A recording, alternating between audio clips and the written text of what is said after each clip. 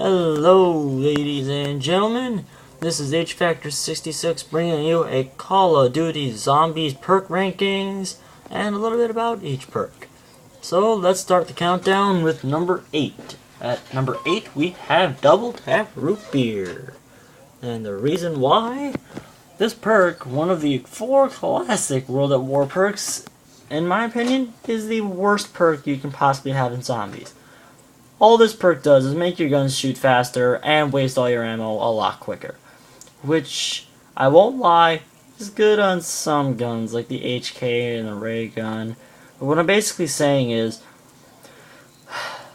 this perk is an absolute waste of 2,000 points and is not worth buying. Here we go with number 7 in the countdown. We have Deadshot Daiquiri. My reason why for this is because Deadshot Daiquiri, introduced in Call of the Dead and used in Call of the Dead, Shangri-La, and Moon, is overall useless. What it does for only the cost of 1,500 points is increase your accuracy and makes your aim assist auto-aim for the head of a zombie. I'd recommend you don't get this perk, as its effects are second to none, and it's a complete waste of 1,500 points, and you can use the points on something better, like maybe try to get a gun from the mystery box, or you can just save the points to use for later in the game. Good, anyways, moving on to number 6 in the countdown, we have Sleight of Hand Soda, or otherwise known as Speed Cola. And the reason why, alright, here we go. The reason why we have Sleight of Hand Soda as number 6 in the countdown, Speed Cola, it's not necessary, but overall it's okay. This perk is one of the original 4 World at War perks, but all this perk does is increase your reload speed, like the Sleight of Hand perk does in multiplayer, featured in just about every Call of Duty multiplayer game backing up to COD 4. And so if I were you, just get this as a free perk on Ascension, Call of Dead, and Shangri-La from the free perk drops. Yes, there are free perk drop methods for Shangri-La, but it's hard to get a free perk drop, so there's a way, but it's hard. Call of the Dead and Shangri-La, never mind that. This perk costs 3,000 points and it's really not worth it, just save your points. But this perk overall is good for World at War maps and Kino der Toten. So I'd recommend getting this on the old classic World at War maps that have it and Kino der Toten, because that's where it's worth buying. But anyways, moving on to number 5 in the countdown, we have Mule Kick. Mule Kick, this was first released in the map Moon and is now in every single Zombies map except for Dead Ops, because Dead Ops doesn't have any perks. XD. This is a great perk to have if you have an extra perk slot. This perk is a great perk to have if you have an extra perk slot and you don't know what perk to get. Like, what do I get? What do I get? I don't know what to buy, guys. What should I get? I would tell you, I would get Mule Kick if I were you. This perk is spendy, costing 4,000 points, the most expensive perk out of every perk. This gives you the ability to carry a third weapon, but you lose your third weapon if you go down. This is a great perk to have, and it will greatly benefit you if you know how to survive for a long time without getting down. But I would recommend getting this perk after you get the 2 guns, that you want, like ray gun, thunder gun, ray gun, and wave gun, or whatever it may be, whatever your perfect guns are. But this perk is definitely worth a shot. But if you don't feel like you'd get used to a third weapon, then don't really buy it. Then moving on to number 4 in the countdown, one of my highly recommended perks is number 4, PhD Flopper. Overall, this perk is one of the best perks to date in zombies, and perhaps the most awesome perk to ever be made for zombies. This perk was introduced in Ascension and is in every DLC Zombies map for Black Ops except for the remastered World at War maps that came with Resurrection. This perk has benefits that will last a long time in your zombie game. With this, you don't need to worry about killing yourself with the Mustang and Sally and the ray gun, as this perk eliminates explosive damage to yourself, so you can just hold a frag grenade and go la la la la la la. Then it explodes and you're still alive with no damage. Also, in addition to no explosive damage, you don't take any fall damage either. So you can fall off the highest point in the map and land on the lowest point in the map and you won't take any fall damage. You normally should, because that's not logical, but hey, games don't have logic. So, yeah, screw logic! If you know what I mean. And the most awesome part of this perk is that if you dolphin dive down far enough, for example like a set of stairs in the map, you can cause an explosion with your dolphin dive. And that's just a way of saying, hey guys, I can make an explosion by diving. Watch this. You can get all this awesomeness for just 2,000 points. So I would recommend you get this perk always. For the strategic regions and just to show off to your friends that you can explode by diving. But moving on to number 3 in the countdown, we have Quick Revive. Reason why? Again, one of the 4 classic World at War perks and one of the most important co-op perks to have. Note that this is the co-op ranking, the solo ranking would be much different. Only 1,500 points, you can revive teammates faster. That's about all it does. This can be a huge benefit in the high rounds when your teammate goes down and you need to revive him/her. It will save a lot of time and you can get them right back up to killing zombies instead of wasting time reviving them. So I would recommend this perk for high rounds to get your teammates up in that crucial moment when it's all up to you to save the game from game over. So this perk is definitely worth buying, so definitely get this perk. Because you never know when you need to go into that crucial moment when it's all up to you to save the game and save the day. At number 2 in the countdown, we have Stamina Up. And the reason why? This is one of the most important perks to have in Black Ops Zombies, and it is a must-have perk. The perk was introduced in Ascension and is in every DLC map. By now you should know it's not in the old World at War maps. I said that a bunch now. This perk, for the price of only 2,000 points, which is a fair price, speeds up your mobility and it makes you able to sprint for a longer time. This is very good for rape training. One of the most important factors in zombies is rape training and hoarding methods for zombies. And Stamina Up can make this much easier with faster mobility so you don't get cornered as easy. This is a perk you should always have in zombies for high rounds at all times. So definitely you'll need this. And moving on to number 1 in the countdown, you guessed it, we have Juggernaut.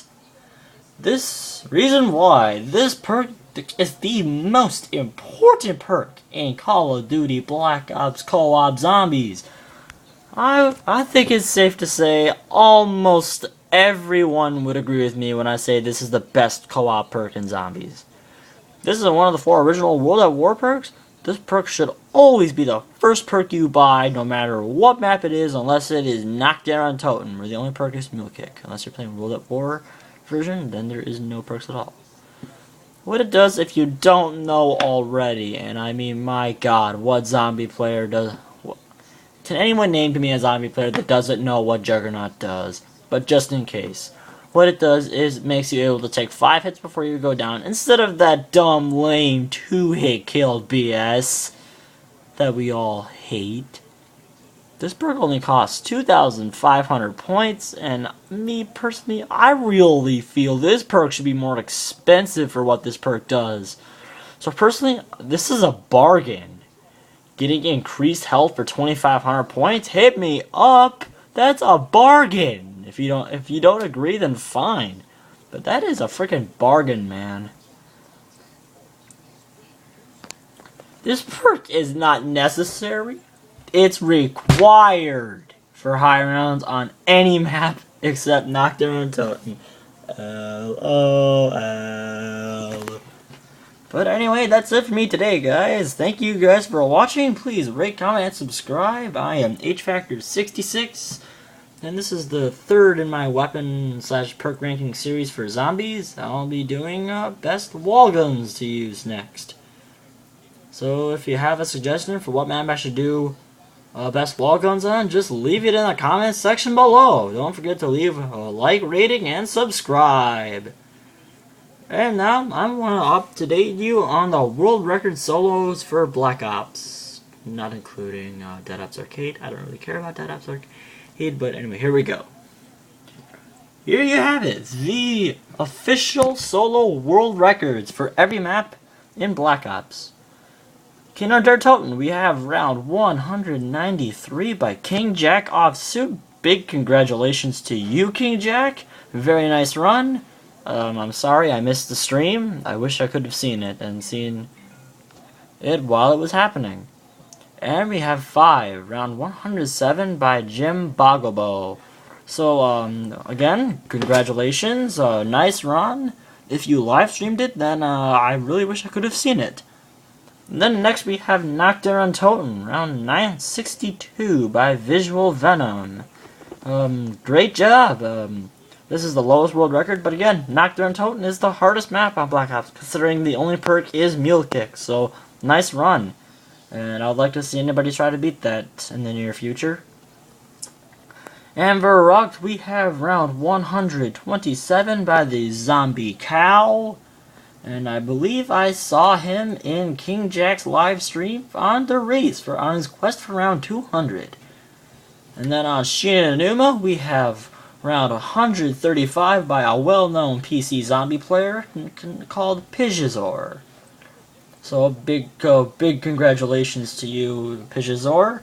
And really, just good job. I don't think I could reach any of the rounds that these world record setters reach. At least not at where I am now. And Doris. I am not sure. The leaderboards say 191 by King Jack off Suit. That I was watching his live stream on 196 was the round that I left the live stream on to go to sleep. Because it was late. So if anybody could tell me if he reached round 200 or not, I would appreciate it. So just tell me. I am really unsure if he got to round 200 or not. So just tell me in the comments section, because I left the stream at 196. So if he did get to round 200, then whoa! Big congratulations, King Jack, for being the first person to get to round 200 in Black Ops Zombies. Because that would be a big achievement. It would be just really cool to know that I watched the player who got to around 200 live. And then moving on, we have Ascension with round 182 by Pidgeazor. So, good job, Pidgeazor. I really don't know what to say. 182 is a pretty insane round. So, good job. And he said in the live stream that he thought 182 was going to be monkeys. So, it's kind of sad to know now that he wanted 182 to be monkeys. He just couldn't take it anymore, so he suicided on that game. What? Oh, shut up, stupid thing. And then moving on to Call of the Dead, we have round 70 by Perk Zombie Zero. I've seen the preview video, but the official Zombie Standings leaderboards say round 69 by King Jack off Suit, so I am not sure if Perk Zombie Zero is actually did set the world record, because he got to 70 on solo. I'm not sure, guys. So yeah, the leaderboard says 69, but Varrock Zombie Zero got to 70 in the preview video. So I don't know. So I'm going to assume that they'll soon change it to 70 by Varrock Zombie Zero. Anyway, moving on to Shangri-La. Round 145 by the former world record holder for Varrock, we have Dracula Lantern. He set 115 on the map Varrock, so good job and congratulations. He really soared above the old world record, which I believe is 107 by, I forget his name. But anyway, moving on to the last map, Moon. We have round 158 by Zertol DT. Now third on the map Ascension, and this game ended in a reset, so that's kind of dumb, because he was still going on it. So if he didn't get reset, guys, the comment section, if Zertol DT didn't get reset on 158 on Moon, what round do you think he would have gotten to? I would have said 165 or something. But that's it for me today, guys. Thank you all for watching. Please rate, comment, and subscribe. Thank you very much.